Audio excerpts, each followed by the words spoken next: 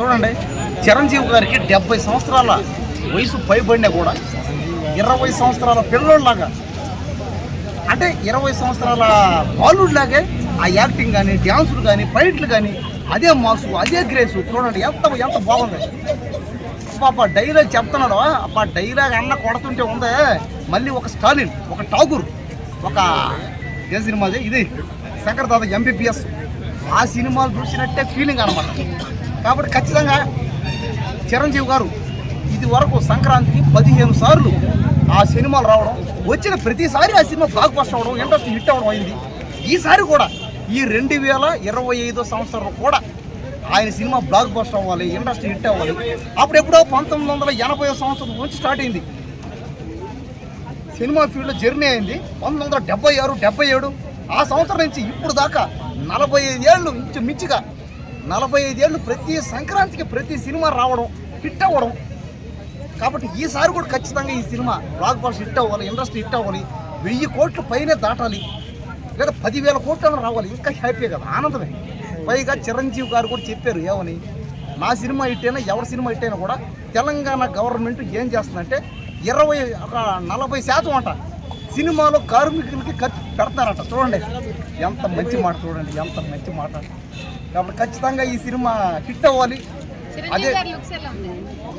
అదే ఎవరు ఈయన ఇందాక చెప్పిన చిరంజీవి గారు లుక్స్ అయితే 70 ఏళ్ళు పైబడినా కూడా ఆ వయసులో కూడా అతను 20 సంవత్సరాల పిల్లోళ్ళకి, అంటే ప్రతి ఒక్క యాక్టర్ చిరంజీవి గారిని చూసి నేర్చుకోవాలి.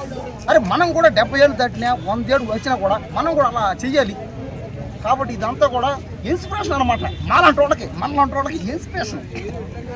కాబట్టి అయింది. నయనతార కూడా 40 సంవత్సరాలు 50 ఏళ్ళు ఉన్నా కూడా ఆమె అందరూ ఆంటీ అన్నారంట. నాకు చాలా బాధ వేసింది నిజంగా.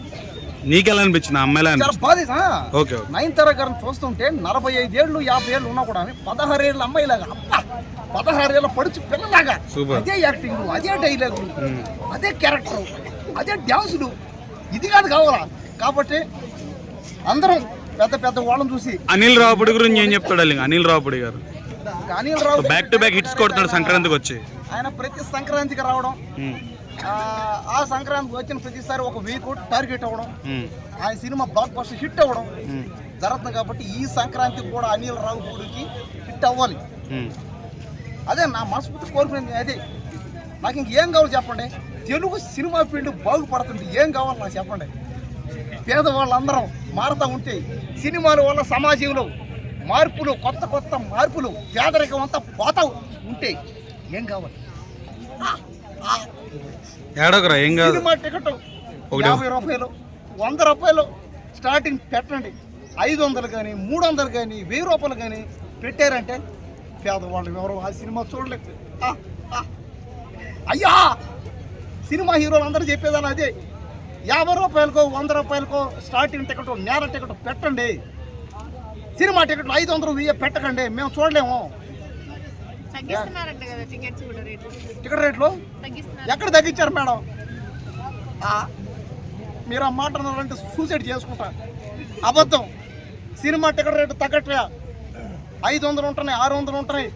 ఏమన్నా మాట్లాడేమంటే నువ్వెంతరా, నీ బతికెంతరా, నువ్వెవడరా అడగడానికి కొట్టడం. మరి నువ్వే 1000 కోట్లు వస్తాయి అంటున్నావు, నువ్వే తగ్గిమంటున్నావు. మరి డబ్బులు ఎలా వస్తాయి అప్పుడు? ఇదే అంది, ఇది 100 రూపాయలు. మరి ఎక్కువ డబ్బులు పెడతాను కదా, 1000 కోట్లు వస్తాయి వాళ్ళకి. ఏమైనా న్యాయం ఇదే? మరి అదే కదా నువ్వు మాట్లాడేదే కదా. 100 రూపాయలు టికెట్ పెట్టి స్టార్టింగ్ కదా.